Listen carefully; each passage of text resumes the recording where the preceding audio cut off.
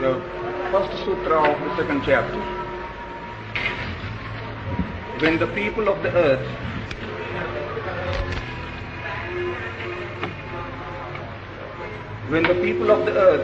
all know beauty as beauty, there arises the recognition of ugliness.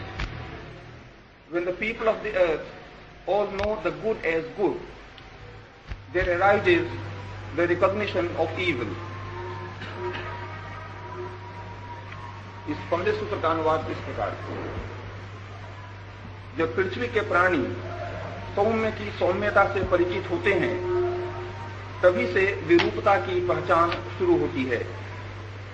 जब वे कुशल व्यक्ति के कौशल से परिचित होते हैं, तब उन्हें इस बात का बोध होता है कि कौशल का अभाव क्या है।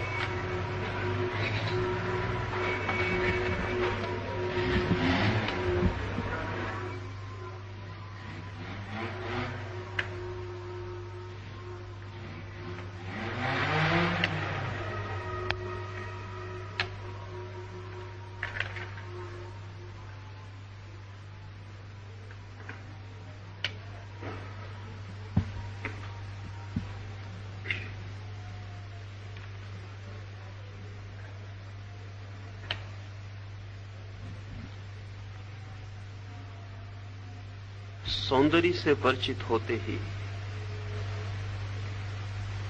सौंदर्य की प्रतीति होते ही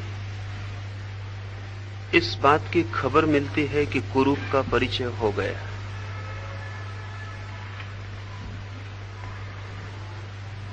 शुभ का बोध अशुभ के बोध के बिना असंभव है। लाओत्से ने अपने प्रथम सूत्रों में जो बात कही है, उसे एक नए आयाम से पुनः दोहराया है। लाओत्से ये कह रहा है, जो व्यक्ति सुंदर को अनुभव करता है, वो बिना कुरूप का अनुभव किए सुंदर को अनुभव न कर सकेगा। जिस व्यक्ति के मन में सौंदर्य की प्रतीति होती है, उस व्यक्ति के मन में उतनी ही कुरूपता की प्रतीति भी होगी। असल में जिसे कुरूप का कुछ भी पता नहीं है, उसे सौंदर्य का भी कोई पता नहीं होगा। जो व्यक्ति शुभ होने की कोशिश करता है, उसके मन में अशुभ की मौजूदगी जरूर ही होगी। जो अच्छा होना चाहता है, वो बुरा हुए बिना अच्छा ना हो सकेगा।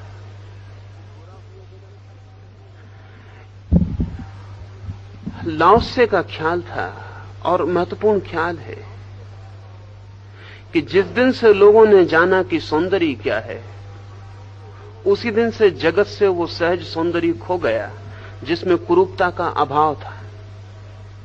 और जब से लोगों ने समझा कि शुभ क्या है, तभी से शुभ की वो सहज अवस्था खो गई, जबकि लोगों को अशुभ का कोई पता ही न था।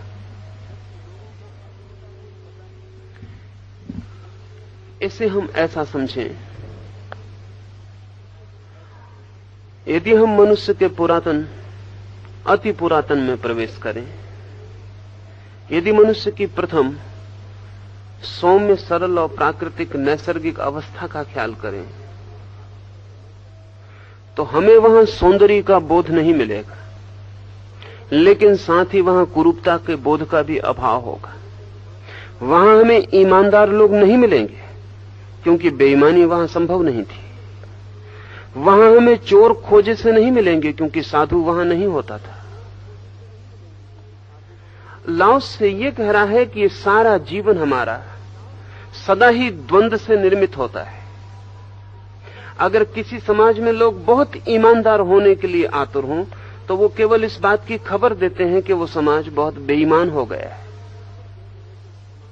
अगर किसी समाज में माँ बाप अपने बच्चों को सिखाते हो कि सच बोलना धर्म है, तो जानना चाहिए कि उस समाज ने जीवन की जो सहज सच्चाई है वो खो दी है, और उस समाज में असत्य बोलना व्यवहार बन गया है। लाओत्से ये कह रहा है कि हम उसी बात पर जोर देते हैं जिससे विपरीत पहले ही मौजूद हो गया होता है। अगर हम बच्चों से कहते हैं झूठ मत बोलो, तो उसका अर्थ इतना ही है कि झूठ काफी जोर से प्रचलित है। अगर हम उनसे कहते हैं ईमानदार बनो, तो उसका मतलब इतना ही है कि बेईमानी ने घर कर लिया है। लाओत्से के पास कथा है कि कन्फ्यूशियस मिलने गया था। कन्फ्यूशियस इस पृथ्वी पर जो नैतिक विचारक हुए हैं उनमें श्रेष्ठतम है। नैतिक विचारक, धार्मिक नहीं। कन्फ्यूशियस कोई धार्मिक विचारक नहीं है, नैतिक विचारक, मॉरल थिंकर। कन्फ्यूशियस उन लोगों में से है जिन्होंने सिर्फ मनुष्य कैसे अच्छा हो इस संबंध में गहनतम चिंतन और विचार किया है। स्वभावतः कन्फ्यूशियस लाओत्से से मिलने गया। ये सुन के कि लाओत्से बहुत बड़ा धार्मिक व्यक्ति है, तो मैं लाओत्से से प्रार्थना करूं कि तुम भी लोगों को समझाओ कि वो अच्छे कैसे हो जाएं, ईमानदार कैसे हो जाएं, चोरी क्यों ना करें, कैसे चोरी से बचें, कैसे अचोर बने, कैसे क्रोध छोड़ें, कैसे क्षमावान बने, हिंसा कैसे मिटे, अहिंसा कैसे आए, तुम भी लोगों को समझाओ। तो कन्फ्यूशियस लाओत्से से मिलने गया। लाओत्से अपने झोपड़े के बाहर बैठा है। कन्फ्यूशियस ने कहा, लोगों को समझाओ कि वो अच्छे कैसे हो जाएं। लाओत्से ने कहा, जब तक बुराई ना हो तब तक लोग अच्छे कैसे हो सकेंगे। बुराई होगी तो ही लोग अच्छे हो सकेंगे। तो मैं तो ये समझाता हूं कि बुराई कैसे ना हो, अच्छे की मैं फिक्र नहीं करता हूं। मैं तो वो स्थिति चाहता हूं जहां अच्छे का भी पता नहीं चलता है कि कौन अच्छा है। कन्फ्यूशियस की समझ में कुछ भी ना पड़ा। कन्फ्यूशियस ने कहा, लोग बेईमान हैं, उन्हें ईमानदारी समझानी। लाओत्से ने कहा कि जिस दिन से तुमने ईमानदारी की बात की उसी दिन से बेईमानी प्रगाढ़ हो गई है। मैं वो दिन चाहता हूं जहां लोग ईमानदारी की बात ही नहीं करते।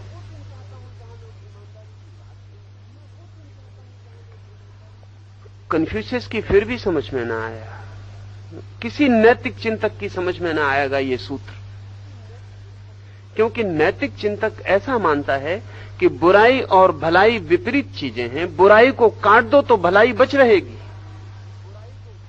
लाओत्से ऐसा मानता है कि बुराई और भलाई एक ही चीज के दो पहलू हैं, तुम एक को न काट पाओगे, अगर फेंको तो दोनों को फेंक दो, बचाओगे तो दोनों बच जाएंगे। अगर तुमने चाहा कि भलाई बच जाए तो बुराई पीछे से मौजूद रहेगी, क्योंकि भलाई बुराई के बिना बच नहीं सकती। और तुमने चाहा कि हम ईमानदार को आदर दें तो तुम तभी दे पाओगे जब बेईमान मौजूद रहे। ये बहुत समझने जैसी बात है। सच में ही अगर कोई बेईमान न रह जाए तो ईमानदार का कोई आदर होगा। कोई चोर न रह जाए तो साधु की कोई प्रतिष्ठा होगी। इसका अर्थ यह हुआ कि अगर साधु को प्रतिष्ठित रहना हो तो चोर को बनाए ही रखना पड़ेगा। और जीवन के रहस्यों में एक यही है कि साधु निरंतर चोर के खिलाफ बोल रहा है, लेकिन उसे पता नहीं कि चोर की वजह से ही वो पहचाना जाता है, चोर की वजह से ही वो है। असाधु नहीं तो साधु खो जाएगा। साधु का अस्तित्व असाधु के आसपास ही हो सकता है, उसके बीच में ही हो सकता है। लाओत्से कहता है, धर्म तो तब था दुनिया में जब साधु का पता ही नहीं चलता था। लाओत्से की बात बहुत गहरी है। वो ये कहता है, धर्म तो तब था दुनिया में जब साधु का कोई पता ही नहीं चलता था, जब शुभ का कोई ख्याल ही नहीं था कि अच्छाई क्या है, जब कोई समझाता ही नहीं था कि सत्य बोलना धर्म है, जब कोई किसी से कहता ही नहीं था कि हिंसा पाप है। जिस दिन अहिंसा को बनाओगे पुण्य, जिस दिन सत्य को कहोगे धर्म, उसी दिन उनसे विपरीत गुण अपनी पूरी सामर्थ्य से मौजूद हो जाते हैं।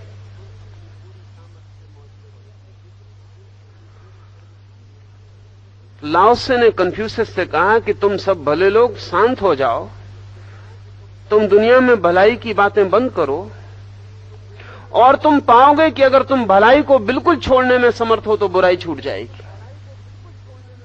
लेकिन कन्फ्यूशियस नहीं समझ पाएगा, न गांधी समझ पाएंगे, न कोई और नैतिक व्यक्ति समझ पाएगा। वो कहेगा ये तो और बुरा हो जाएगा।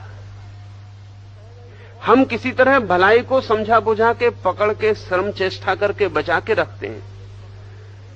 अल्लाह से ये कह रहा है कि तुम भलाई को बचाते हो, साथ ही बुराई बच जाती है। ये दोनों संयुक्त हैं, इनमें से एक को बचाना संभव नहीं। या तो दोनों बचेंगे या दोनों हटा देने पड़ेंगे। अल्लाह से कहता है धर्म की अवस्था वो है जहां दोनों नहीं रह जाते। इसको वो कहता था सरल ताओ स्वभाव का, धर्म का जगत।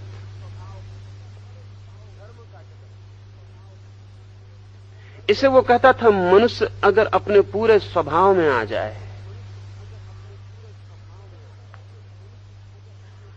तो न वहां बुराई है न वहां भलाई है। वहां ऐसा मूल्यांकन नहीं है, वैल्यूएशन नहीं है। वहां न निंदा है न प्रशंसा है। वहां न कुछ सुंदर है न कुछ कुरूप है। वहां चीजें जैसी हैं वैसी हैं। इसलिए अक्सर ऐसा होता है, जो व्यक्ति जितना सौंदर्य के बोध से भर जाता है उतनी कुरूपता उसे पीड़ित करने लगती है, क्योंकि संवेदनशीलता एक साथ ही बढ़ती है। मैंने कहा कि ऐसा होना सुंदर है तो उससे विपरीत सब कुरूप हो जाएगा। मैंने जरा सा भी तय किया एक पक्ष में कि दूसरे पक्ष में भी उतना ही तय हो जाता है। तो लाओस से कहता है when the people of the earth all know beauty as beauty, जब पृथ्वी के लोग पहचानने लगते हैं कि सौंदर्य ये रहा, ये है सौंदर्य, जब वे सौंदर्य को सौंदर्य कहने लगते हैं, there arises the recognition of ugliness। उसी क्षण वो जो कुरूप है, वो जो विरूप है, उसकी प्रतिभिज्ञा शुरू हो जाती, उसकी पहचान शुरू हो जाती। And when the people of the earth all know the good as good, और जब शुभ को शुभ पहचानने लगते हैं पृथ्वी के लोग, there arises the recognition of evil। वहीं अशुभ की पहचान शुरू हो जाती। बड़ा कठिन सूत्र है। इसका अर्थ यह है कि अगर पृथ्वी पर हम चाहते हैं कि सौंदर्य हो, तो सौंदर्य को सौंदर्य की तरह पहचानना उचित नहीं, पहचानना ही उचित नहीं, क्योंकि पहचानने में कुरूप के मूल्य का उपयोग करना पड़ता है। अगर कोई आपसे पूछे सौंदर्य क्या है, तो आप यही कहेंगे कि ना जो कुरूप नहीं है। सौंदर्य को पहचानने में बिना कुरूप के कोई उपाय नहीं है। अगर कोई आपसे पूछे कि साधु कौन है, तो आप यही कहेंगे कि ना जो असाधु नहीं है। साधु को पहचानने में असाधु को परिभाषा के भीतर लाना पड़ता है, और सौंदर्य की पहचान में कुरूपता की सीमा रेखा बनानी पड़ती है। तो लाओस से कहता है सौंदर्य को सौंदर्य की तरह जब नहीं पहचाना जाता, सौंदर्य तो होता ही है, लेकिन जब उसे कोई पहचानता नहीं, जब कोई उस पर लेबल नहीं लगाता, नाम नहीं देता कि ये रहा सौंदर्य, जब सौंदर्य अनाम है तब कुरूपता पैदा नहीं होती। और जब कोई शुभ को शुभ का नाम नहीं देता, शुभ को कोई सम्मान नहीं मिलता, शुभ को कोई आदर नहीं देता, शुभ को कोई पहचानता भी नहीं, तब अशुभ का कोई उपाय नहीं। द्वंद्व के बाहर भी एक शुभ है, द्वंद्व के बाहर भी एक सौंदर्य है, पर उस सौंदर्य को सौंदर्य नहीं कहा जा सकता, और उस शुभ को शुभ नहीं कहा जा सकता। उसे कुछ कहने का उपाय नहीं, उस संबंध में मौन ही रह जाना एकमात्र उपाय। लाओसे ने कहा कन्फ्यूशियस वापस जाओ, और तुम नैतिक लोग ही इस जगत को विकृत करने वाले हो। You are the mischief makers. तुम जाओ, तुम कृपा करो, किसी को शुभ बनाने की तुम कोशिश मत करो, क्योंकि तुम्हारे शुभ बनाने की कोशिश से लोग सिर्फ अशुभ में उतरेंगे। बहुत संभावना तो यह है कि बाप जब बेटे से पहली बार कहता है कि सत्य बोलना धर्म है, तब बेटे को पता भी नहीं होता कि सत्य क्या है और असत्य क्या है। जब पहली बार बाप अपने बेटे से कहता है झूठ बोलना पाप है, तब तक बेटे को पता भी नहीं होता कि झूठ क्या है। और बाप का यह कहना कि झूठ बोलना पाप है, बेटे में झूठ के प्रति पहले आकर्षण का जन्म होता है। अगर उसके पहले बेटे ने झूठ भी बोला है तो झूठ जान के नहीं बोला है।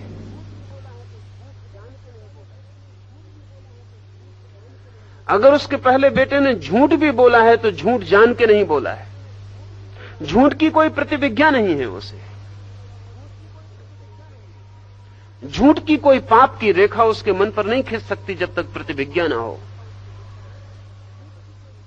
लेकिन अब डिस्टिंक्शन, अब भेद शुरू होगा। अब वो जानेगा कि क्या सत्य है और क्या झूठ है। और जैसे ही वो जानेगा क्या सत्य है और क्या झूठ है, वैसे ही चित्त की सहजता नष्ट होती और द्वंद्व का जन्म होता है। लेकिन हम सब तरफ द्वंद्व निर्मित कर लेते हैं और हम ख्याल भी नहीं कर पाते। हम सोचते हैं भले के लिए ऐसा करते हैं। लाओस से बहुत क्रांतिकारी है इस दृष्टि। वो कहता है यही है बुराई, यही है बुराई।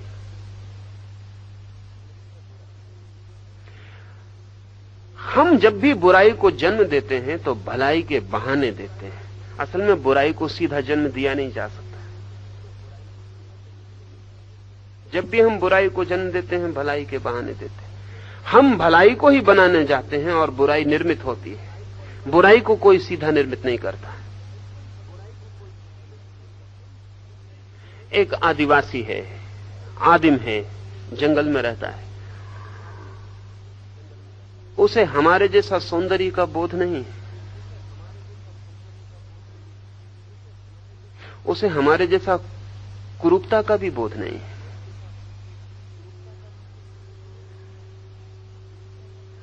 उसे ये भेद ही नहीं है। वो प्रेम कर पाता है। कुरूप और सौंदर्य को बीच में लाने की उसे जरूरत नहीं पड़ती। हम जिसे कुरूप कहेंगे वो उसे भी प्रेम कर पाता है। हम जिसे सुंदर कहेंगे वो उसे भी प्रेम कर पाता है।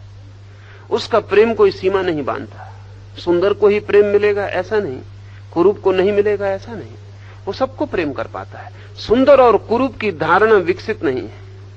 हम धारणा विकसित करते हैं। हम सुंदर और कुरूप को अलग करते हैं। तब बड़े मजे की बात है कि हम सुंदर को भी प्रेम नहीं कर पाते। जो बड़े मजे की बात है वो ये है कि बिना धारणा के वो आदमी कुरूप को भी प्रेम कर पाता जिसे हम कुरूप कहें।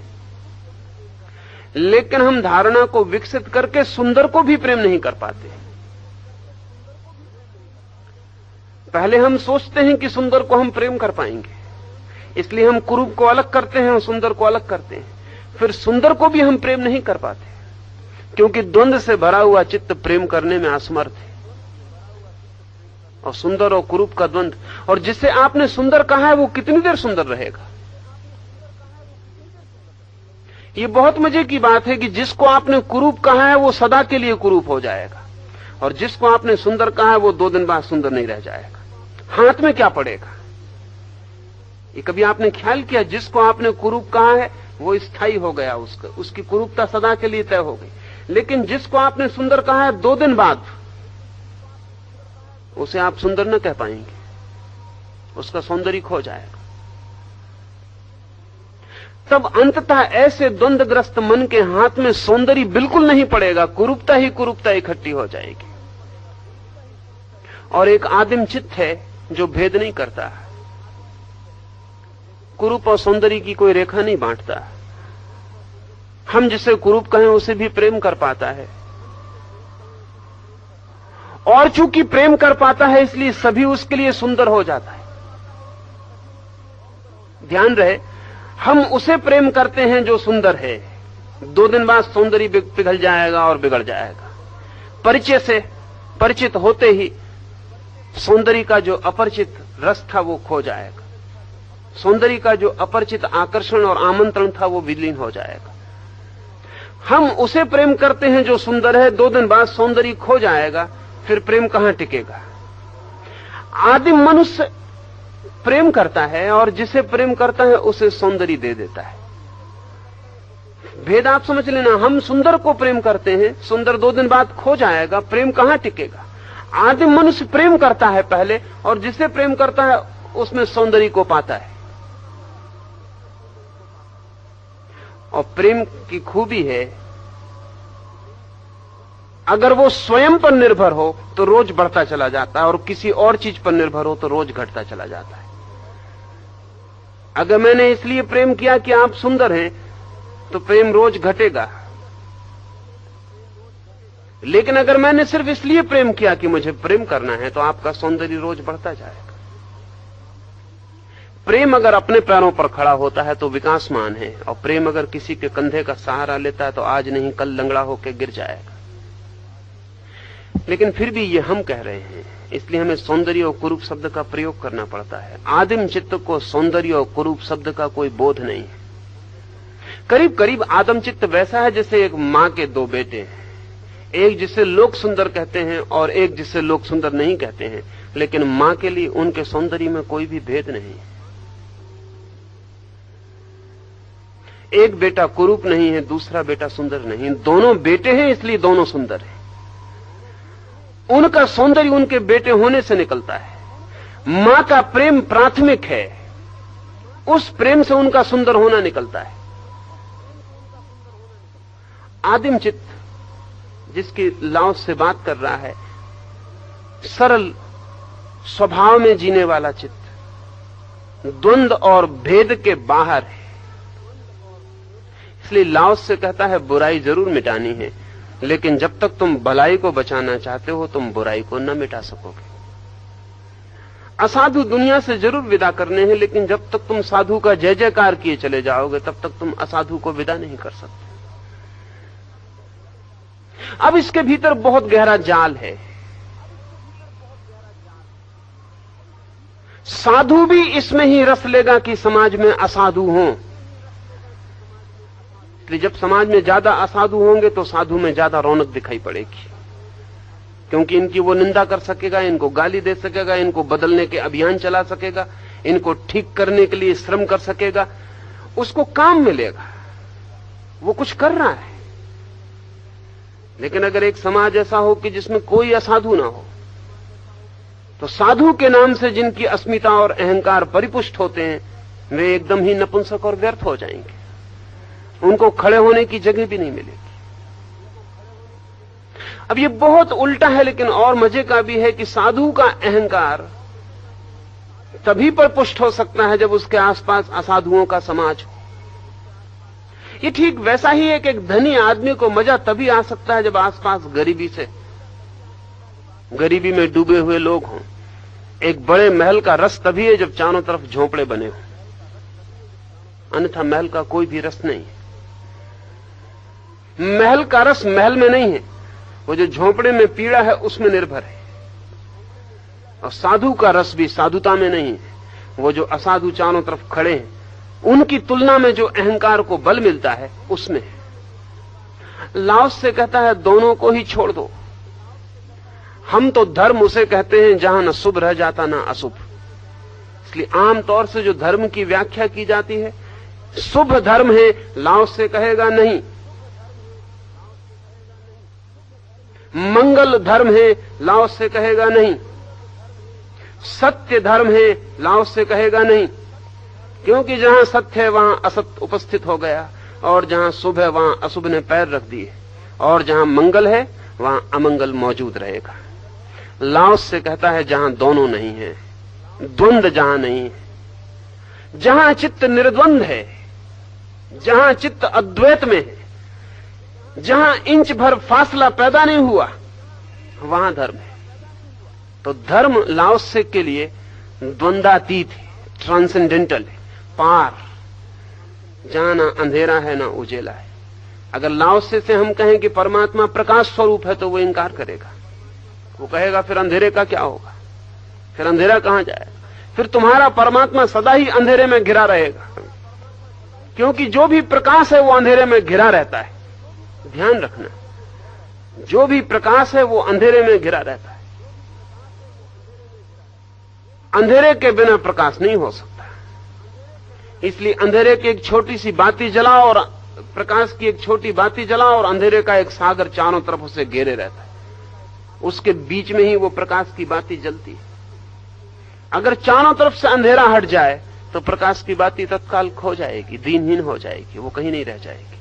लाओस से कहेगा नहीं, परमात्मा प्रकाश नहीं, परमात्मा तो वहां है जहां प्रकाश और अंधकार दोनों नहीं है, जहां द्वैत और द्वि नहीं है। नैतिक चिंतन और धार्मिक चिंतन का यही बुनियादी फासला है। नैतिक चिंतन सदा जीवन को दो हिस्सों में बांटता है, एक को करता है निंदित, एक को देता है सम्मान, और जिसको सम्मान देता है उसको बढ़ावा देता है, पुरस्कार देता है, जिसकी निंदा करता है उसको अपमानित करता है, उसको दीन करता है। पर आपने कभी सोचा कि इस पूरी की पूरी स्ट्रेटेजी में राज क्या है? इस नीति शास्त्र की सारी व्यवस्था में राज क्या है, सीक्रेट क्या है? सीक्रेट है अहंकार। हम कहते हैं चोर बुरा है, निंदित है, अपमानित है, तो हम लोगों के अहंकार को ये कहते हैं कि अगर तुम चोरी करते हुए पकड़े गए तो तुम्हारी बड़ी अप्रतिष्ठा होगी, अपमान पाओगे, दो कौड़ी के रह जाओगे, लोग तुम्हें बुरी दृष्टि से देखेंगे। अगर चोरी ना करोगे तो सम्मान पाओगे, लोग फूलमालाएं पहनाएंगे और रथ यात्राएं निकालेंगे, लोग सम्मान करेंगे, तुम्हारे नाम की प्रतिष्ठा होगी, तुम यश पाओगे। इस लोक में ही नहीं परलोक में भी यश पाओगे, स्वर्ग के दावेदार बनोगे। और अगर बुरा किया तो नरक में सड़ोगे, पाप और ग्लानि में। पर हम कर क्या रहे हैं? अगर इन दोनों के बीच हम देखें तो हम कर क्या रहे हैं? बुरे आदमी के अहंकार को हम चोट पहुंचा रहे हैं और भले आदमी के अहंकार की हम पूर्ति कर रहे हैं। और हम सबको यही सिखा रहे हैं कि अपने अहंकार की पूर्ति चाहते हो तो अच्छे बनो, अगर बुरे बने तो अहंकार को नुकसान पहुंचेगा। नीति शास्त्र का सारा ढांचा अहंकार पर खड़ा हुआ है। और बड़े मजे की बात यह है कि हमें यह कभी ख्याल में नहीं आता कि अहंकार के ढांचे पर नीति शास्त्र खड़ा कैसे हो सकता है।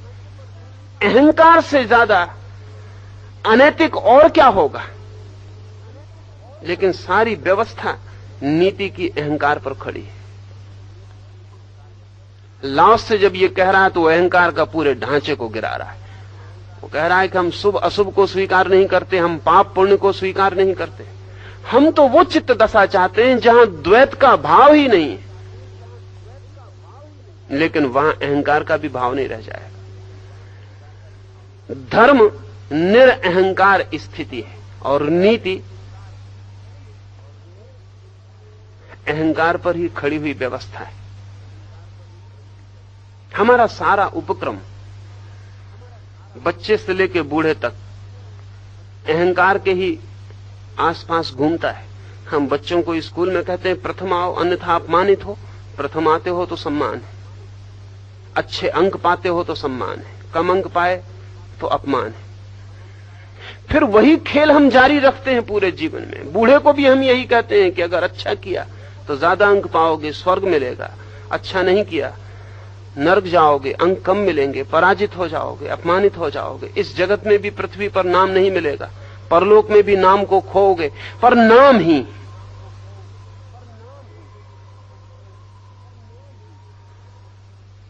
अहंकार के ही आधार पर हम जो नीति खड़ी करते हैं वो नैतिक नहीं हो पाती है।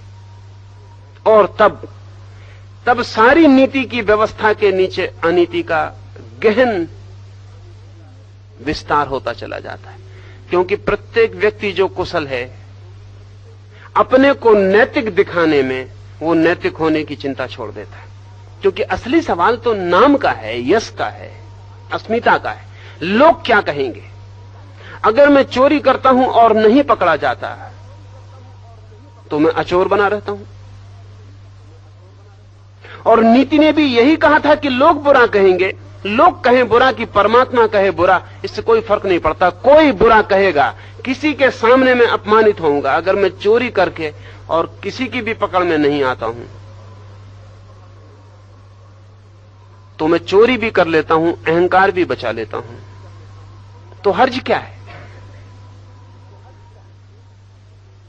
मैं बेईमानी भी कर लेता हूं और अपनी इज्जत भी बचा लेता हूं, तो हर्ज क्या है? इसलिए नैतिकता घूम फिर के अंततः प्रवंचना सिद्ध होती है। और जो लोग कुशल हैं, बुद्धिमान हैं, वो अनैतिक होने के कुशल मार्ग खोज लेते हैं और नैतिक दिखावे की व्यवस्था कर लेते हैं। वे दिखाई पड़ते हैं कुछ और, हो जाते हैं कुछ और। लाओस से कहता है, हम इस नैतिकता में भरोसा नहीं करते। पश्चिम में जब पहली बार उपनिषदों की खबर पहुंची, उन्हें भी बड़ी चिंता हुई, क्योंकि उपनिषद भी लाओसे के ही निकट है।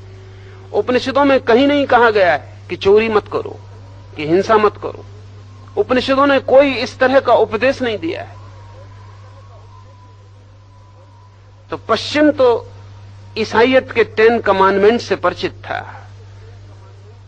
व्यभिचार मत करो, चोरी मत करो, झूठ मत बोलो, ये तो धर्म के आधार है। और जब उपनिषद पहली दफा अनुवादित हुए, या लाओसे का ताओ ते किंग पहली दफा अनुवादित हुआ, तो पश्चिम के लोगों ने कहा, ये पूरब के लोग तो अनैतिक मालूम होते हैं, ये इनके महर्षि हैं, इसमें एक भी शब्द धर्म का नहीं है।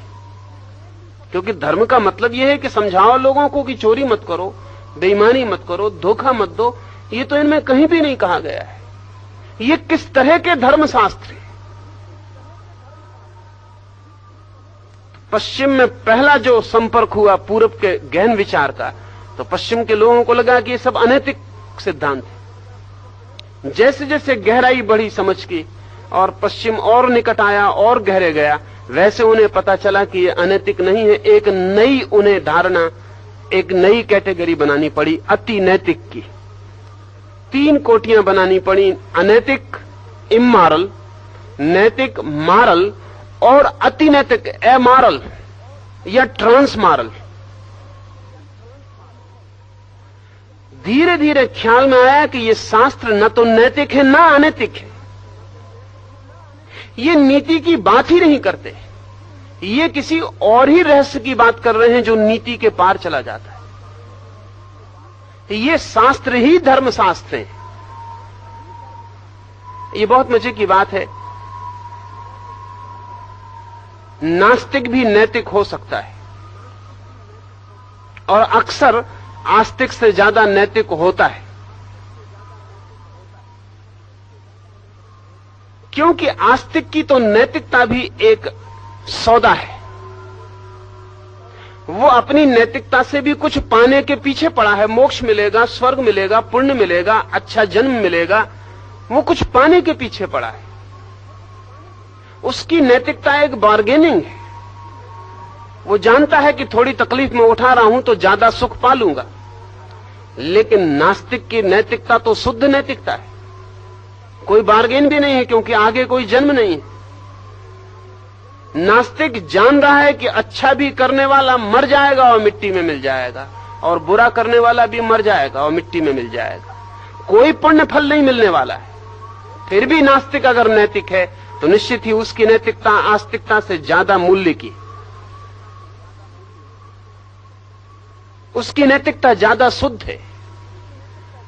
उसमें कोई सौदा नहीं, कोई अपेक्षा नहीं, कोई आकांक्षा नहीं, कोई पुण्य फल का सवाल नहीं, कोई फलाकांक्षा का उपाय नहीं, क्योंकि न कोई परमात्मा है जो फल देगा, न कोई कर्म की व्यवस्था है जो फल देगी, न कोई भविष्य है, न कोई नया जन्म है।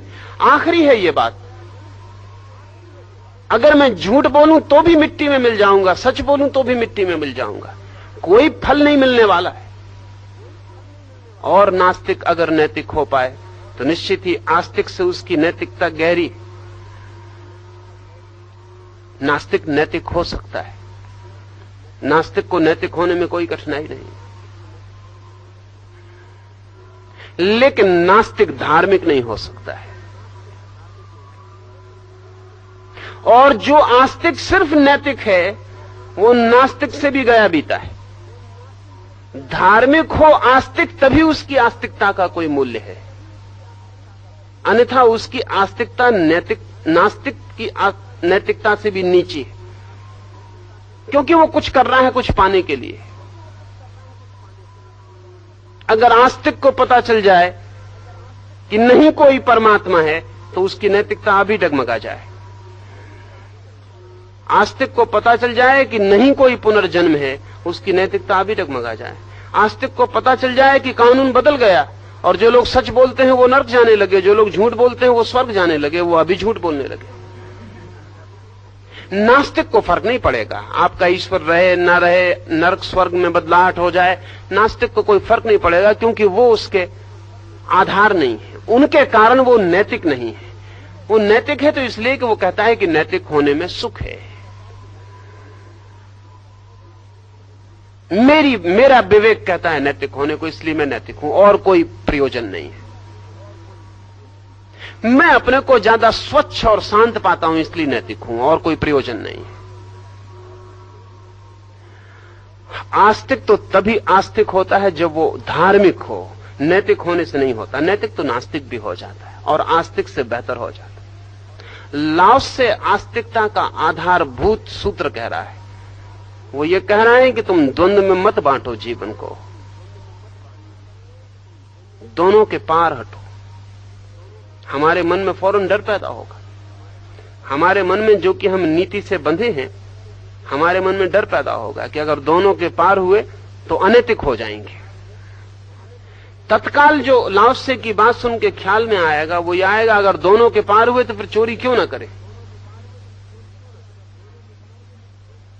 हमारे मन में सवाल उठेगा, अगर दोनों ही छोड़ देने हैं तो दुनिया बुरी हो जाएगी, क्योंकि हम अच्छे तो ऊपर ऊपर से हैं, बुराई सब भीतर भरी है।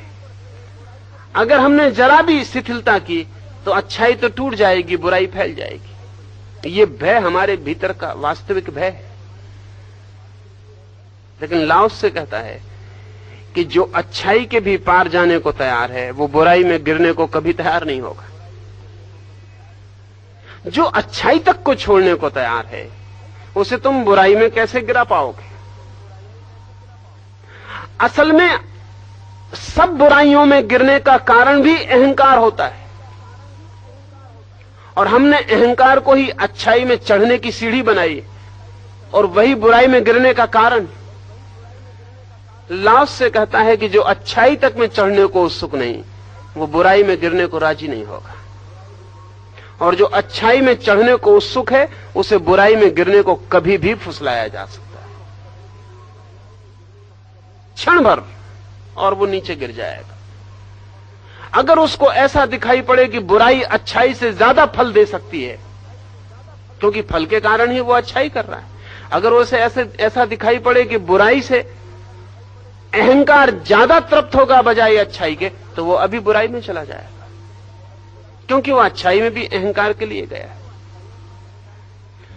लाओस से कहता है जो अच्छाई और बुराई दोनों के पार चला जाता है उसके गिरने का भी कोई उपाय नहीं, उसके उठने का भी कोई उपाय नहीं। वो पहाड़ों पे भी नहीं चढ़ता, वो खाइयों में भी नहीं उतरता, वो जीवन की समतल रेखा पर आ जाता। उस समतल रेखा का नाम रित, उस समतल रेखा का नाम ताओ, जहां इंच भर वो नीचे भी नहीं गिरता, ऊपर भी नहीं उठता। उस समतल रेखा का नाम धर्म। तो लाओस से कहता है कि मैं तुमसे नहीं कहता कि तुम बुराई छोड़ो, मैं तुमसे नहीं कहता कि तुम अच्छाई पकड़ो, मैं तुमसे कहता हूं तुम ये समझो कि अच्छाई और बुराई एक ही चीज के दो नाम हैं। तुम ये पहचानो कि ये दोनों संयुक्त घटनाएं, और जब तुम ये पहचान लोगे ये दोनों संयुक्त हैं तो तुम इन दोनों के पार हो सकोगे।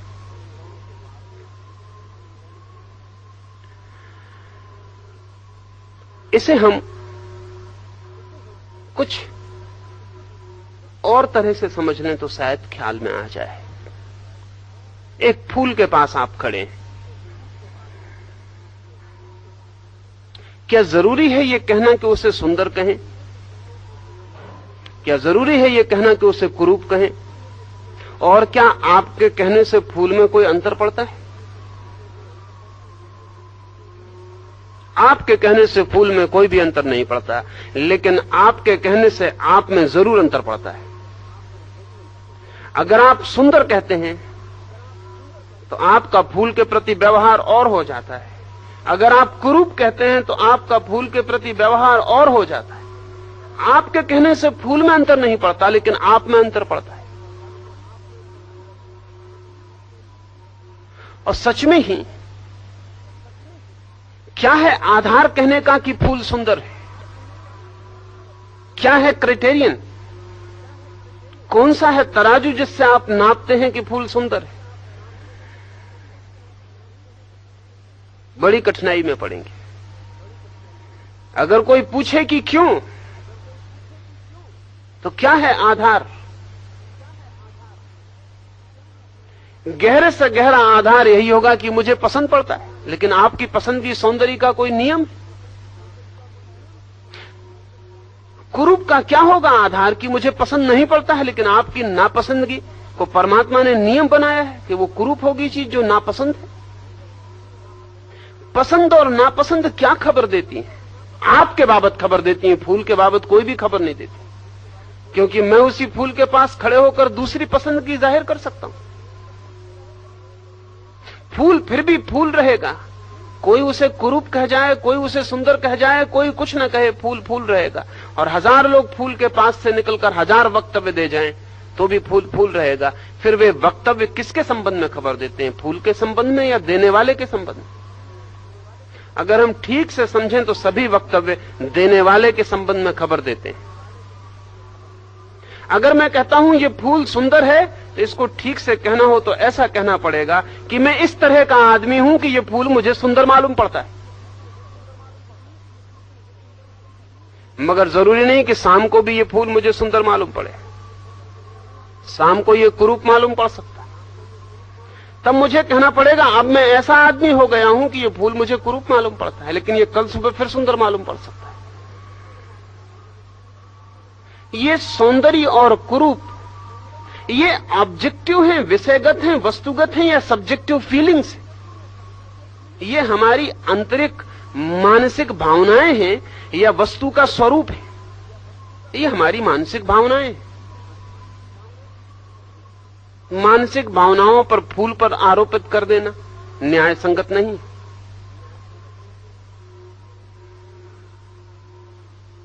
आप कौन हैं फूल पर आरोपित हो जाने वाले? कौन सा अधिकार है? कोई भी अधिकार नहीं, पर हम सब आरोपित कर रहे हैं अपने को। फूल के पास एक दिन खड़े होकर देखें, न कहें सुंदर न कहें कुरूप, इतना ही काफी है कि फूल है। खड़े रहें चुपचाप, संभालें अपनी पुरानी आदत को जो तत्काल कह देती है सुंदर या कुरूप। रुकें जजमेंट से, निर्णय ना लें, खड़े रहें। उधर रहे फूल, इधर रहे आप, बीच में कोई निर्णय ना हो कि सुंदर की कुरूप। और थोड़े दिन के अभ्यास से जिस दिन यह संभव हो जाएगा कि आपके और फूल के बीच में कोई भावधारा ना रहे, कोई निर्णय ना रहे, उस दिन आप फूल के एक नए सौंदर्य का अनुभव करेंगे जो सौंदर्य और कुरूप के पार है। उस दिन फूल के आविर्भाव आपके सामने नया होगा। उस दिन आपकी कोई मानसिक धारणा नहीं होगी। उस दिन आपकी पसंद नापसंद नहीं होगी। उस दिन आप बीच में नहीं होंगे, फूल ही खिला होगा अपने पूर्णता में। और जब फूल अपनी पूर्णता में खिलता है, हमारे किसी बिना मनोभाव की बाधा के, तब उसका एक सौंदर्य है जो सुंदर और कुरूप दोनों के पार है। ध्यान रखना, जब मैं कह रहा हूं कि उसका एक अपना सौंदर्य है जो हमारी धारणाओं के पार है। लाओस से कहता है, उसे हम कहते हैं सौंदर्य, जहां कुरूपता का पता ही नहीं। लेकिन तब सौंदर्य का भी पता नहीं होता जैसे सौंदर्य को हम जानते हैं।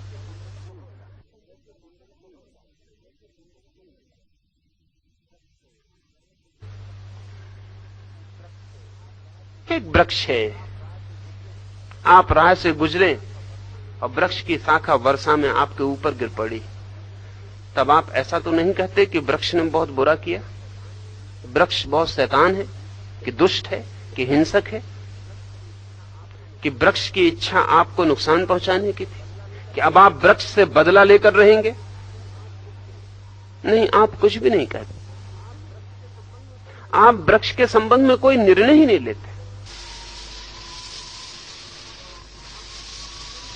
आप वृक्ष के संबंध में निर्णय शून्य होते। तब रात वृक्ष की गिरी हुई शाखा आपकी नींद में चिंता नहीं बनती। तब महीनों आप उससे बदला कैसे लें इसमें व्यतीत नहीं करते, क्योंकि आपने कोई निर्णय न लिया कि शुभ हुआ कि अशुभ हुआ, वृक्ष ने बुरा किया कि भला किया। आपने ये सोचा ही नहीं कि वृक्ष ने कुछ किया। संयोग की बात थी कि आप नीचे थे और वृक्ष की शाखा गिर पड़ी। वृक्ष को आप कोई दोष नहीं देते। लेकिन एक आदमी एक लकड़ी आपको मार दे, लकड़ी तो दूर की बात है, एक गाली मार दे। लकड़ी में तो थोड़ी चोट भी रहती है, गाली में तो कोई चोट भी नहीं। खाली शब्द कैसे घाव कर पाते होंगे, लेकिन तत्काल मन निर्णय लेता है कि बुरा किया उसने, कि भला किया, कि बदला लेना जरूरी हो गया। अब चिंता पकड़ेगी, अब चित्त घूमेगा आसपास उस गाली के। अब महीनों नष्ट हो सकते हैं, सालों नष्ट हो सकते हैं, पूरा जीवन भी लग सकता है उस काम में। पर कहां से शुरुआत हुई? उस आदमी के गाली देने से शुरुआत हुई कि आपके निर्णय लेने से शुरुआत हुई? ये समझने की बात है। अगर आप निर्णय ना लेते और आप कहते संयोग की बात कि मैं निकट पड़ गया और तुम्हारे मुंह में गाली आ गई, जैसे कि मैं पास से गुजरता था और वृक्ष की शाखा गिरी। संयोग की बात कि मैं पास से गुजरता था और तुम्हारे मुंह में गाली आ गई। मैं कोई निर्णय नहीं लेता कि शुभ हुआ कि अशुभ हुआ, संयोग हुआ। अगर सच में ही मैं वृक्ष की शाखा की तरह इसे भी संयोग की भांति देख पाऊं और बुरे और भले का निर्णय ना लूं, तो क्या ये मेरे मन में चिंता बन पाएगी? क्या ये गाली घाव बन जाएगी? क्या इसके आसपास मुझे जीवन का और समय नष्ट करना पड़ेगा? क्या मुझे गालियां बनानी पड़ेंगी और देनी पड़ेंगी? और क्या गालियां देकर मुझे और गालियां निमंत्रण करवानी पड़ेंगी? नहीं, ये बात समाप्त हो गई। मैंने कुछ बुरे भले का निर्णय न लिया। एक तथ्य था, जाना और बढ़ गया। लाओस से इसे शुभ कहता है। अब ध्यान रखना, इसमें बहुत बारीक फासले हैं। जीसस कहेंगे कि जो तुम्हारे गाल पर एक चांटा मारे, दूसरा गाल उसके सामने कर देना। लाओस से कहेगा ऐसा मत करना। जीसस कहेंगे जो गाल पर तुम्हारे एक चांटा मारे, दूसरा उसके सामने कर देना। लेकिन लाओस से कहेगा अगर दूसरा तुमने उसके सामने किया तो तुमने निर्णय ले लिया, तुमने निर्णय ले लिया। एंड यू हैव रिएक्टेड, और तुमने प्रतिक्रिया भी कर दी। माना कि तुमने गाली नहीं दी, लेकिन चांटा तुमने मार दिया। तुमने दूसरा गाल सामने किया ना। जीसस कहते हैं अपने शत्रु को भी प्रेम करना। लाओस से कहेगा नहीं, ऐसा मत करना, क्योंकि तुमने प्रेम भी प्रकट किया तो भी इतना मान लिया कि वो शत्रु है। लाओसे की बात बहुत बहुत पार है। लाओस से कहेगा शत्रु को प्रेम करना, तो शत्रु तो मान ही लिया। फिर तुमने क्या किया? शत्रु को गाली दी, घृणा की या प्रेम किया, ये दूसरी बातें। लेकिन एक बात तय हो गई कि वो शत्रु है।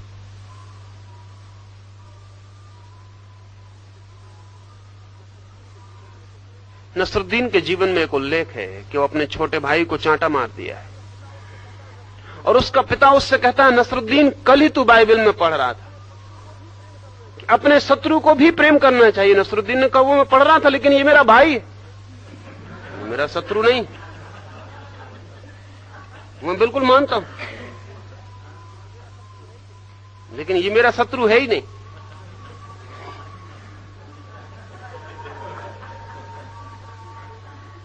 शत्रु की स्वीकृति। लाओस से कहेगा निर्णय हो गया, और तुमने ये मान लिया कि इस आदमी ने बुरा किया है, इसलिए इसको बुराई से जवाब नहीं देना है, भलाई से जवाब देना है। जीसस कहते हैं कि बुराई का जवाब भलाई से दो।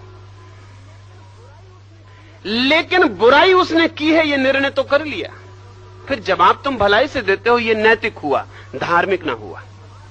लाओस से कहेगा जवाब ही नहीं देते हो, क्योंकि तुम निर्णय ही नहीं लेते हो। तुम कहते हो ऐसा हुआ, बात समाप्त हो गई। इसके आगे तुम चिंतन ही नहीं चलाते हो, विचार की रेखा ही नहीं उठने देते हो। एक आदमी ने चांटा मारा, बात समाप्त हो गई, घटना पूरी हो गई। तुम इस घटना से कुछ शुरुआत नहीं करते अपने मन में, कुछ भी किसने बुरा किया कि अच्छा किया, कि दोस्त था कि मित्र था कि शत्रु था, कौन है कौन नहीं है, मैं क्या करूं क्या ना करूं, तुम कोई चिंतन का सूत्रपात नहीं करते हो। ये घटना पूरी हो गई, दरवाजा बंद हो गया, अध्याय समाप्त हुआ, तुम उसे इति कर देते हो, दी एंड कर देते हो, बात समाप्त हो गई, तथ्य पूरा हो गया, तुम उसे खींचते नहीं मन में। तो लाओस से कहता है तुम धार्मिक हो। अगर तुमने इतना भी निर्णय किया कि ये बुरा हुआ, अब मैं क्या करूं, तो तुम धर्म से च्युत होते हो। भेद ही धर्म से च्युत हो जाना है, निर्णय ही धर्म से नीचे गिर जाना है।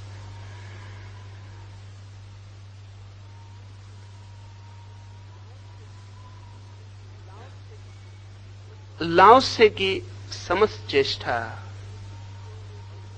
चित्त की जो बंधी हुई आदत है चीजों को दो में तोड़ लेने की, उससे आपको सजग करना है कि चित्त दो में तोड़ पाए उसके पहले आप जाग जाना। इसके पहले कि चित्त चीजों को दो करे आप जाग जाना, वो दो न कर पाए। उसने दो कर लिया तो फिर आप कुछ भी करो, फिर आप कुछ भी करो, चित्त ने एक बार दो कर लिया तो आप फिर चक्कर के बाहर न हो पाओगे। दो करने के पहले जाग जाना। इसलिए वो सौंदर्य और शुभ दो बातों को उठाता। दो ही हमारे बुनियादी भेद हैं।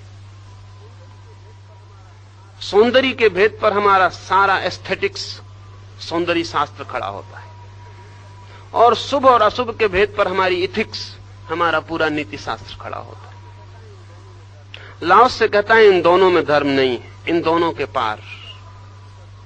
प्रीतिकर अप्रीतिकर, रुचिकर अरुचिकर, सुंदर असुंदर, शुभ अशुभ, अच्छा बुरा, श्रेयस्कर अश्रेयस्कर, ये सारे भेद के पार धर्म है। तो लाओस से न कहेगा क्षमा कर देना धर्म है, लाओस से कहेगा तुमने क्षमा की तो तुमने स्वीकार किया कि क्रोध आ गया। नहीं, जब क्रोध उठता हो या क्षमा उठती हो तब तुम चौंक के सजग हो जाना कि अब विपरीत का द्वंद्व उठता है। इसलिए लाओसे को हम क्षमावान न कह सकेंगे। अगर लाओसे से हम पूछेंगे कि तुम सबको क्षमा कर देते हो, तो लाओसे कहेगा मैंने कभी किसी पर क्रोध ही नहीं किया। लाओसे को अगर किसी ने गाली दी है तो हमें लगेगा कि उसने क्षमा कर दिया क्योंकि वो कुछ भी नहीं बोला, अपनी राह चला गया, पर हमारी भूल है। लाओसे से हम पूछेंगे तो वो कहेगा नहीं मैंने क्रोध ही नहीं किया। क्षमा का तो सवाल ही नहीं उठता। क्षमा तो तभी संभव है जब क्रोध हो जाए, और जब क्रोध ही हो गया तो फिर क्या क्षमा होगी? फिर सब लीपापोती, फिर सब पीछे से इंजाम, मलम पट्टी। लाओस से कहता हमने क्रोध ही ना किया, इसलिए क्षमा करने की झंझट में हम पड़े ही नहीं।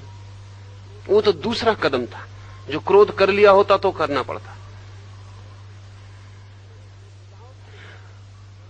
लाओसे का गहरे से गहरा जोर इस बात पर है कि जहां द्वंद्व उठे उसके पहले ही सजग हो जाना और निर्द्वंद में ठहरना, द्वंद्व में मत उतरना।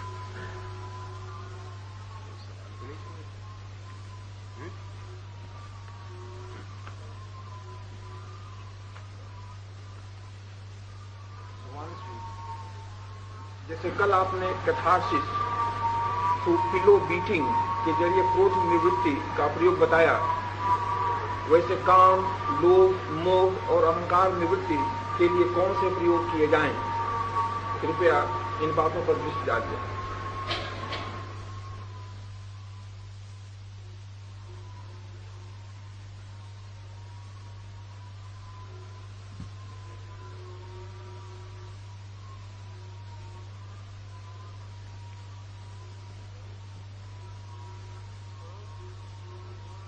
काम, क्रोध, लोभ, मोह, अहंकार, जैसा शब्दों से लगता है उससे ऐसा प्रतीत होता है जैसे बहुत सी बीमारियां आदमी के आसपास है। सच्चाई ये नहीं है। इतनी बीमारियां नहीं हैं जितने नाम हमें मालूम। बीमारी तो एक ही है। ऊर्जा एक ही है जो इन सब में प्रकट होती है। अगर काम को आपने दबाया तो क्रोध बन जाता है।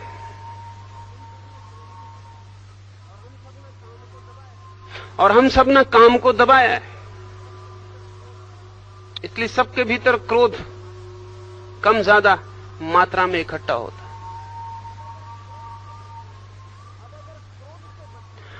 अब अगर क्रोध से बचना हो तो उसे कुछ रूप देना पड़ता है, नहीं तो क्रोध जीने ना देगा। तो अगर आप लोभ में क्रोध की शक्ति को रूपांतरित कर सकें तो आप कम क्रोधी हो जाएंगे, आपका क्रोध लोभ में निकलना शुरू हो जाएगा। फिर आप आदमियों की गर्दन कम दबाएंगे, रुपए की गर्दन पर मुट्ठी बांध लेंगे। एक बात ख्याल में ले लेनी जरूरी है कि मनुष्य के पास एक ही ऊर्जा है, एक ही एनर्जी है।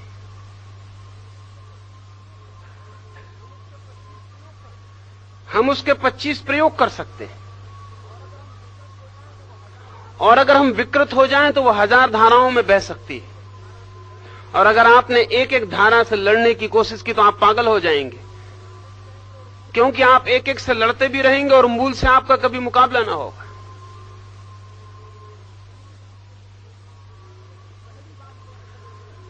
तो पहली बात तो यह समझ लेनी जरूरी है कि मूल ऊर्जा एक है आदमी के पास, और अगर कोई भी रूपांतरण, कोई भी ट्रांसफॉर्मेशन करना है तो मूल ऊर्जा से सीधा संपर्क साधना जरूरी है। उसकी अभिव्यक्तियों से मत उलझिए।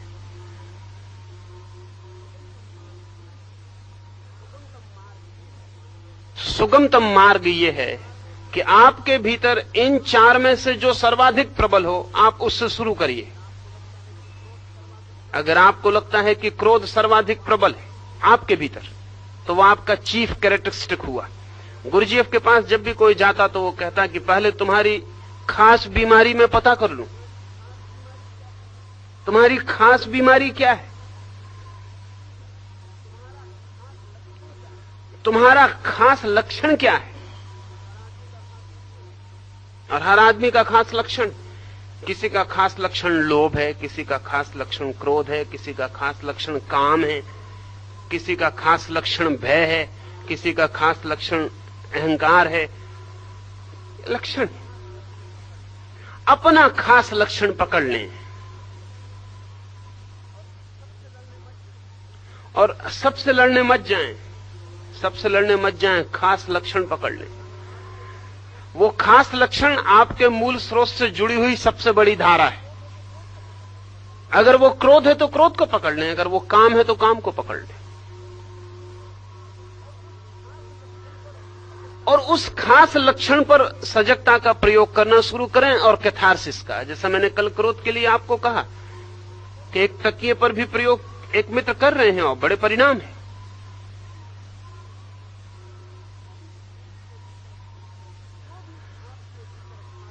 जो भी आपके भीतर खास लक्षण हो उस पर 2 काम करें।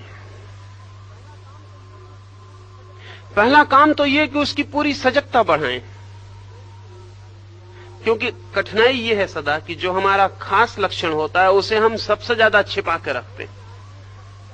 जैसे क्रोधी आदमी सबसे ज्यादा अपने क्रोध को छिपा के रखता है, क्योंकि वो डरा रहता है कहीं भी निकल ना जाए, वो उसको छिपाए रखता है।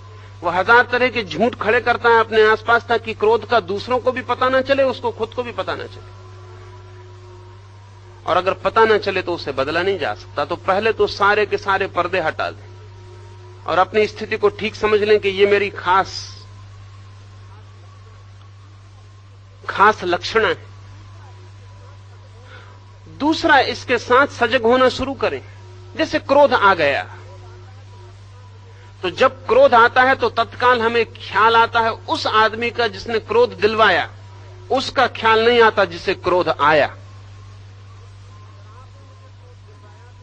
अगर आपने मुझे क्रोध दिलवाया तो मैं आपके चिंतन में पड़ जाता हूं, अपने को बिल्कुल भूल जाता हूं। जबकि असली चीज मैं हूं जिससे क्रोध आया, जिसने क्रोध दिलवाया, उसने तो सिर्फ निमित्त का काम किया। वो तो गया, वो तो जरा सी चिंगारी फेंक गया और मेरी बारूद जल रही, और उसकी चिंगारी बेकार हो जाती अगर मेरे पास बारूद ना होती। लेकिन मैं अपने जलते हुए बारूद के भवन को नहीं देखता, अब मैं उसकी चिंगारी को देखता हूं और सोचता हूं कि जितनी आग मुझ में जल रही है वो आदमी फेंक गया। वो आदमी नहीं फेंक गया इतनी आग, वो तो चिंगारी फेंक गया। ये आग तो मेरी बारूद है जो जल के इतना बड़ा रूप ले रही। ये इतनी आग वो आदमी नहीं फेंक गया, उसको पता भी नहीं होगा, हो सकता अनजाने ही फेंक गया, उसको ख्याल भी ना हो कि आप जल रहे हैं घर में। आप इस सारी आग को उस आदमी पे आरोपित करते हैं, और इसलिए जब आप उस पर नाराज होते हैं तो उसकी समझ में भी नहीं आता कि इतनी तो कोई बात भी न थी, उसकी भी समझ में नहीं आता। ये इसलिए हमेशा कठिनाई होती है क्योंकि आप जितनी आरोपित करते हैं वो आपकी है, इसलिए वो भी चौंकता है कि इतनी तो कोई बात भी नहीं कही थी आपसे, आप इतने पागल हुए जा रहे हैं। उसकी समझ के बाहर होता है। जिस पर भी आपने कभी क्रोध किया है आपको पता होगा कि उसकी समझ के बाहर पड़ा है कि इतने क्रोध की तो कोई बात ही न थी। आप पर भी किसी ने क्रोध किया है तो आप भी यही सोचते हैं कि इतनी तो बात ही न थी, बात जरा सी थी, आप इतना बड़ा कर रहे हैं। लेकिन एक नेचुरल फेलेसी है, एक सहज भ्रांति है, और वो ये है कि जितनी आग मुझ में जलती है मैं समझता हूं आपने जलाई। आप चिंगारी फेंकते हैं, बारूद मेरे पास तैयार है, वो बारूद पकड़ लेती है आग को, और कितनी बढ़ जाएगी कहना कठिन है। और जब भी हमें क्रोध पकड़ता है तो हमारा ध्यान उस पर होता है जिसने क्रोध शुरू करवाया। अगर आप ऐसा ही ध्यान रखेंगे तो क्रोध के कभी बाहर ना हो सकेंगे। जब कोई क्रोध करवाए तब उसे तत्काल भूल जाइए और अब इसका स्मरण करिए जिसको क्रोध हो रहा है, और ध्यान रखिए जिसने क्रोध करवाया है उसका आप कितना ही चिंतन करिए, आप उसमें कोई फर्क ना करवा पाएंगे। फर्क कुछ भी हो सकता है तो इसमें हो सकता है जिससे क्रोध हुआ है। तो जब क्रोध पकड़े, लोभ पकड़े, काम वासना पकड़े,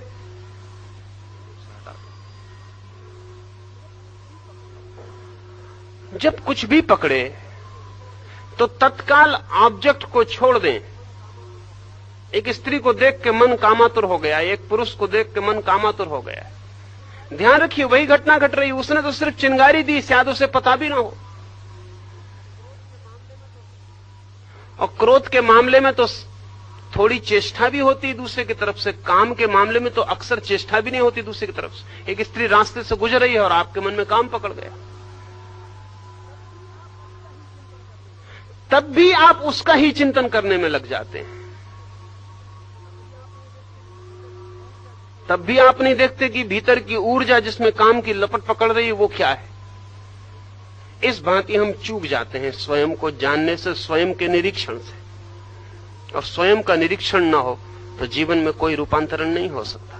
तो जब काम पकड़े तत्काल बाहर को भूल जाएं, ऑब्जेक्ट को भूल जाएं, विषय को भूल जाएं, जिसने काम पकड़ाया, क्रोध पकड़ाया, लोभ पकड़ाया, उसे तत्काल भूल जाएं और तत्काल ध्यान करें भीतर की मेरे भीतर क्या हो रहा है। दबाएं ना भीतर, जो हो रहा है उसे पूरा होने दें, कमरा बंद कर ले, जो हो रहा है उसे पूरा होने दें, उसको जितना साफ करके देख सके उतना बेहतर है। क्रोध भीतर आ रहा है तो चिल्लाएं, कूदें, फांदें, बकें, जो करना है कमरा बंद कर ले, अपने पूरे पागलपन को पूरा अपने सामने करके देख ले, क्योंकि दूसरों ने तो कई बार आपका ये पागलपन देखा, आप ही बच गए हैं देखने से। दूसरे तो इसका काफी मजा ले चुके हैं, दूसरों को आपने काफी रस दिया, आप ही बच गए हैं इस घटना को देखने से। और आपको पता तब चलता है जब ये सब घटना जा चुकी होती है, नाटक समाप्त हो गया होता है, तब बैठे हुए अपने घर में पीछे स्मृति में उसको देखते हैं, तब राख ही रह गई होती है, आग तो नहीं रहती। और ध्यान रखिए राख से आग का कोई भी पता नहीं चलता है। राख का कितना ही बड़ा ढेर घर में लगा हो, उससे आग के छोटे से अंगारे का भी पता नहीं चलता है।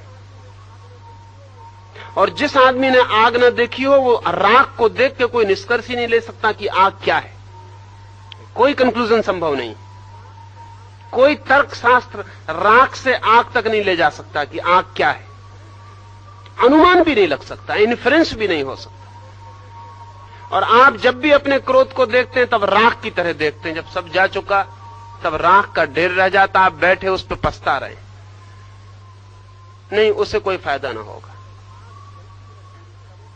जब आग जलती है पूरी तब उसे देखें, और उसे देखने में आसानी पड़ेगी अगर उसको अभिव्यक्त करें। और ध्यान रखिए, जब आप दूसरे पे अभिव्यक्त करते हैं तब आप पूरी अभिव्यक्ति कभी नहीं कर पाते। अगर मैं अपनी पत्नी पर नाराज होता हूं या पति पर नाराज होता हूं या पिता पर या बेटे पर या भाई पर, तो लिमिटेशन से नाराजगी के, क्योंकि कोई पत्नी इतनी नहीं है कि मैं पूरा क्रोध उस पर कर पाऊं। एक सीमा है, एक सीमा तक क्रोध करूंगा, बाकी पी जाऊंगा, पूरा तो नहीं कर सकता हूं। आज तक किसी ने भी पूरा क्रोध नहीं किया है। बाप भी जब छोटे से बेटे पे करता है, हालांकि बेटे की कोई सामर्थ्य नहीं, बाप चाहे तो उसकी गर्दन तोड़ दे, वो भी पूरा नहीं कर पाता। 25 सीमाएं बीच में खड़ी हो जाती। थोड़ा बहुत कर पाते हैं तो करने का मजा भी नहीं आ पाता और पीड़ा भी आ जाती है। उसको देख भी नहीं पाते पूरा, इसलिए कल फिर करेंगे, परसों फिर करेंगे और सदा अधूरा करेंगे।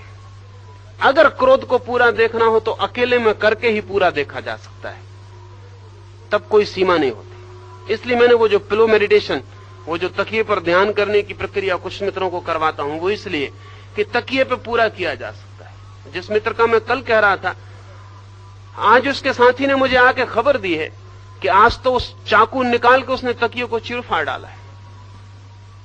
ये तो मैंने कहा भी नहीं था।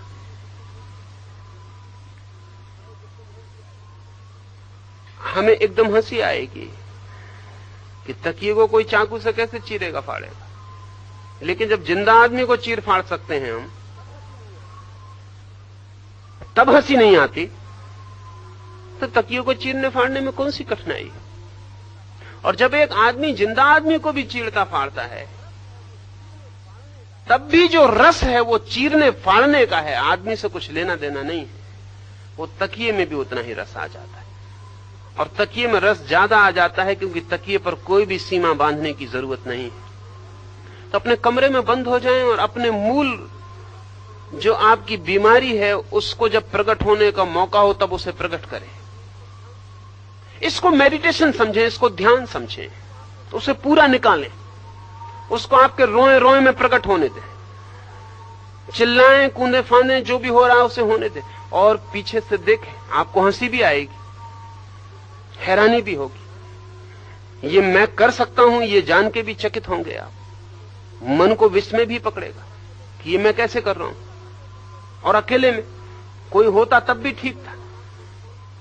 एक दो दफे तो आपको थोड़ी सी बेचैनी होगी, तीसरी दफे आप पूरी गति में आ जाएंगे और पूरे रस से कर पाएंगे। और जब आप पूरे रस से कर पाएंगे तब आपको एक अद्भुत अनुभव होगा कि आप कर भी रहे होंगे बाहर, और बीच में कोई चेतना खड़े होकर देखने भी लगेगी। दूसरे के साथ यह कभी होना मुश्किल है, यह बहुत कठिन है।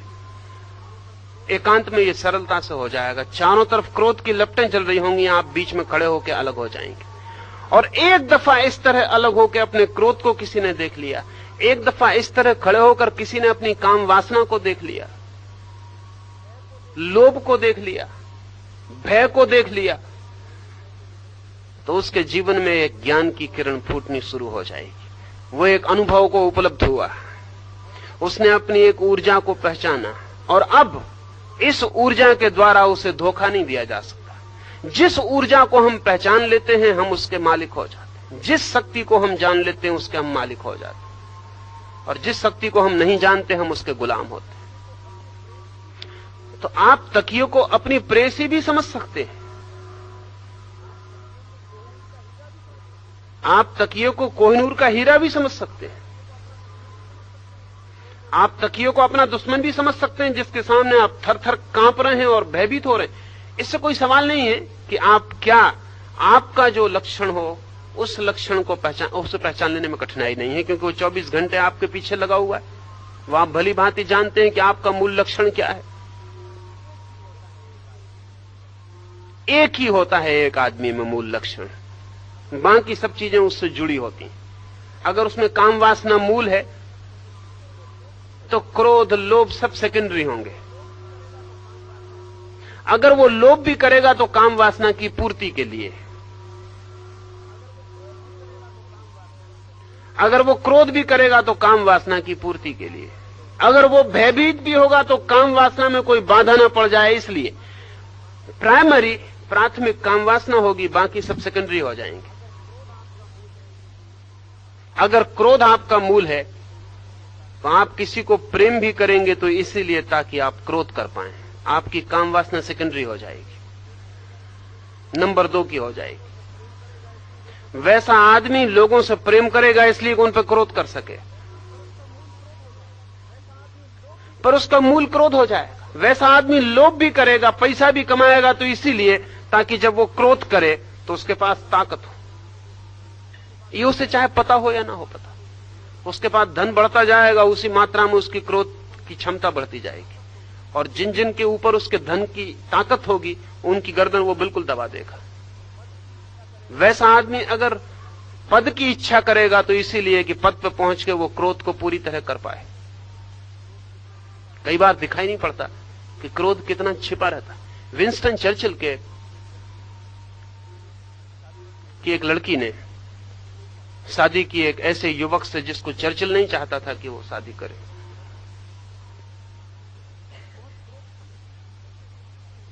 बहुत क्रोध था मन में, पी गया, शादी हो गई। उस युवक को कभी उसने कहा भी नहीं कि मेरे मन में क्रोध है।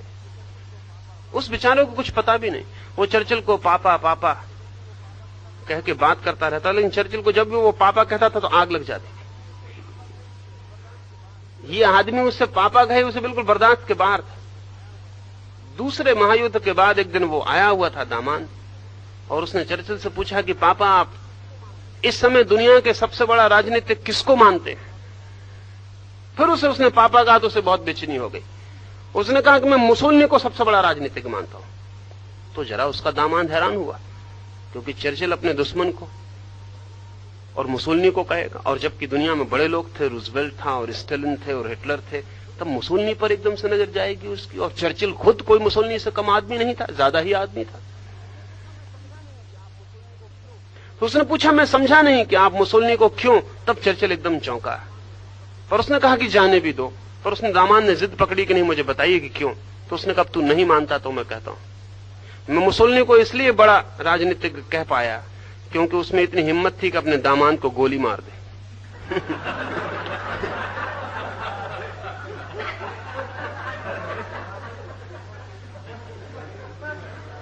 और कोई कारण नहीं उसने।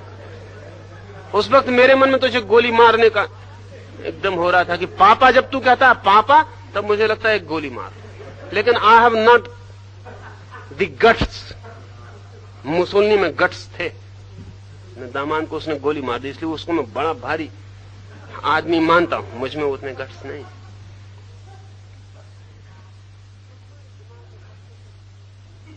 हमारे दिमाग में पड़ते हैं,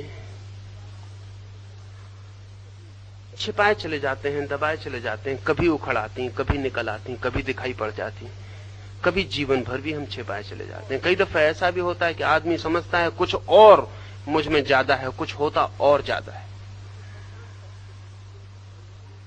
तो पहचान पहली तो जरूरी है कि अपना थोड़ा निरीक्षण करें। 1 महीने डायरी रखें, रोज लिखें कि आप रोज क्या कर रहे हैं। सर्वाधिक 3 बातों से पहचान करें। सर्वाधिक पुनरावृत्ति किस वृत्ति की होती है? लोभ की, काम की, भय की, क्रोध की, किसकी? सर्वाधिक आवृत्ति किसकी होती है 24 घंटे में? फिर जिस चीज की आवृत्ति सर्वाधिक होती है, साथ में ये भी देखें उसमें उसकी आवृत्ति में सर्वाधिक रस आता है।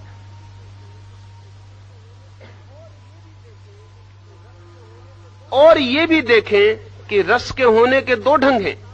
उसमें मजा भी आ सकता है, उसमें पश्चाताप भी हो सकता है, लेकिन दोनों हालत में रस होता है।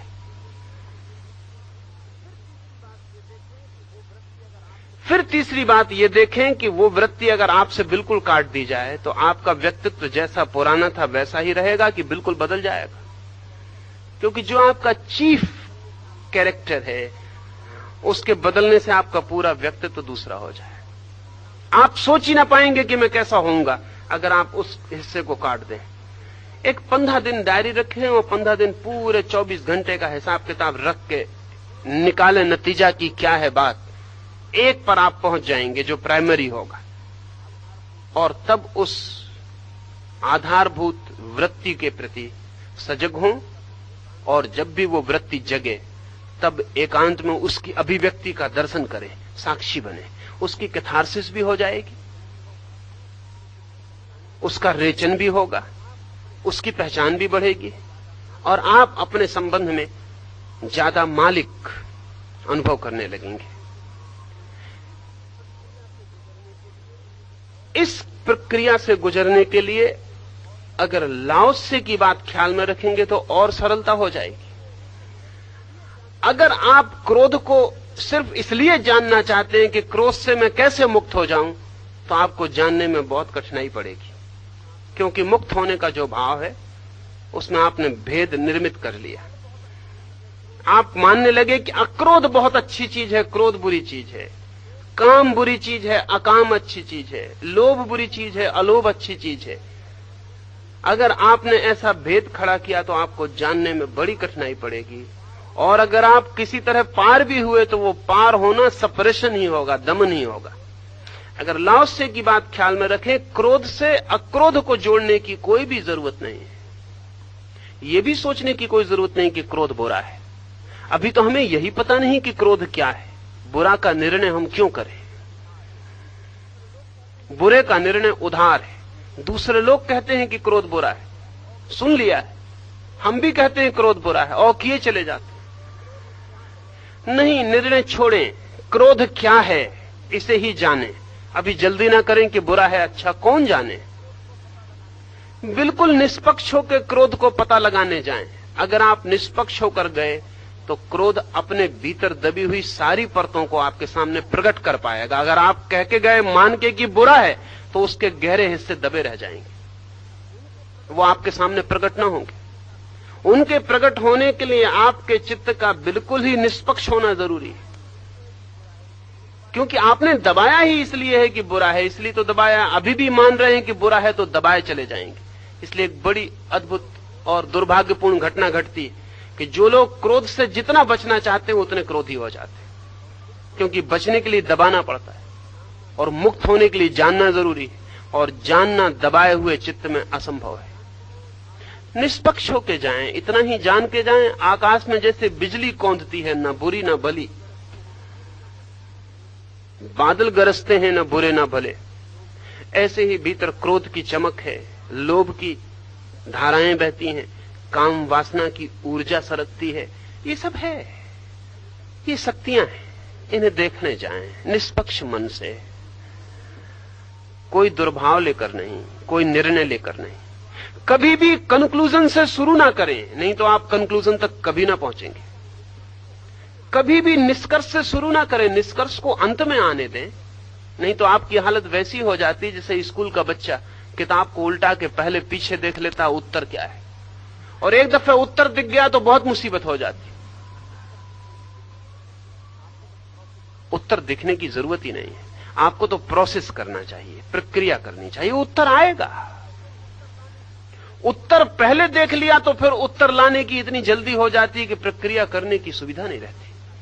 और हम सब उत्तर लिए बैठे हैं, हम सब ने किताब उल्टा के देख ली, या हमारे सब बाप दादे उल्टी किताब ही हमारे हाथ में दे देते हैं कि पहले उत्तर मिल जाता है, पीछे प्रोसेस का पता चलता है। और कभी प्रोसेस का पता ही नहीं चलता, क्योंकि जिनको उत्तर पता है वो सोचते हैं जब उत्तर ही पता है तो प्रोसेस का क्या करना है। आपको पता ही है कि क्रोध बुरा है, आपको पता ही है कि काम वासना बुरी है।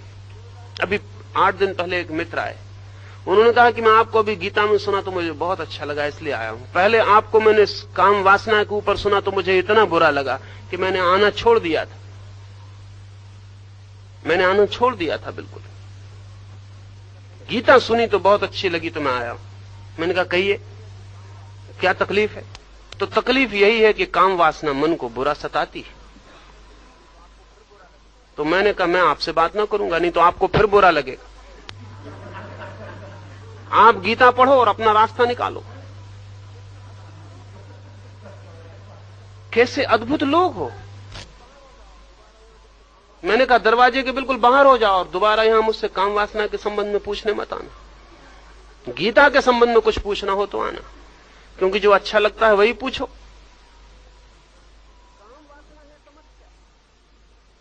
काम वासना है समस्या, और उसके संबंध में जानने में भी डर लगता है, इसलिए जो जना है वो दुश्मन मालूम पड़ता है। गीता से तो कुछ बनता बिगड़ता नहीं, मजे से सुनो और घर चले जाओ। वो जिंदगी को कहीं छूती नहीं, उससे अपना कोई लेना देना नहीं। बाहर हम खड़े रहते हैं, गीता की धारा अलग बह जाती। अब मैंने कहा कि तुम आदमी कैसे हो? ये एक आदमी का मामला नहीं, न मालूम कितने लोगों को मैं जानता हूं जिनका प्रश्न वो, लेकिन इसकी स्वीकृति भी तो नहीं होनी चाहिए मन में कि ये मेरा प्रश्न। इसको वो मुझसे कहने लगे कि प्राइवेट में आपसे पूछता हूं, तो निजी आपसे पूछता हूं, इसको पब्लिक में कहने की कोई जरूरत नहीं। मैंने कहा जिस तरह तुम्हें निजी ये सवाल है, ऐसा सबका ये निजी सवाल है, और सभी पब्लिक में गीता सुनना चाहते हैं। तो निजी में एक एक आदमी को क्या कहां बताता फिरूंगा? और जो असली तुम्हारी समस्या है वो तुम उठाने तक में डरते हो, और जो तुम्हारी समस्या नहीं उसको सुनने में मजा लेते हो। तो हजारों साल बीत जाते हैं और आदमी वैसे का वैसा बना रहता है। अपनी समस्या को पकड़े, निष्कर्ष पहले से लेके मत जाएं। निष्कर्ष से जो शुरू करेगा वो निष्कर्ष पे कभी नहीं पहुंचता। समस्या से शुरू करें, निष्कर्ष हमें पता नहीं ये मान के शुरू करें। हमें मालूम नहीं कि क्रोध अच्छा है कि बुरा है, सुंदर है कि असुंदर है। अब हम इसे पूरा जान लें कि क्या है। और बड़े मजे की बात यह है, जो पूरा जान लेता है वो मुक्त हो जाता है, और जो मुक्त होना चाहता है वो पूरा जान नहीं पाता। ये जो कठिनाई है ये ख्याल में ले लें। जो मुक्त होना चाहता है उसने निष्कर्ष पहले ले लिया कि बुरा है। अब वो प्रक्रिया से गुजरने का सवाल ही नहीं। वो कहता वो तो मुझे मालूम ही है कि बुरा है, अब इतनी बता दीजिए कि मुक्त कैसे हो जाऊं। और मुक्त होने की एक ही प्रक्रिया है, पूर्ण बोध। और वो कहता है कि मुझे तो बोध है ही कि बुरा है, तब वो पूर्ण बोध की प्रक्रिया से नहीं गुजरता।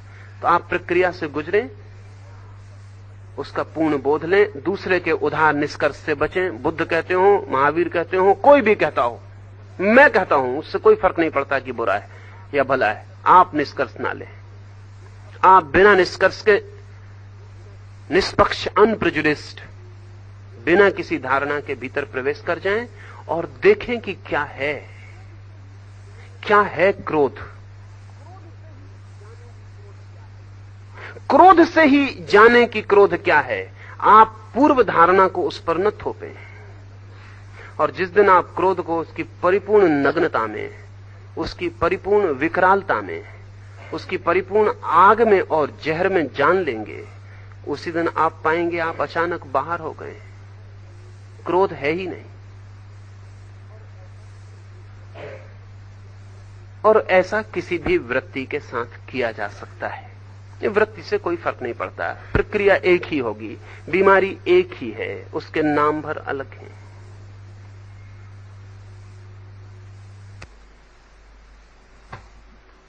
कल यहीं बैठक रखनी, क्या करनी? यहीं रखनी, बोल दे।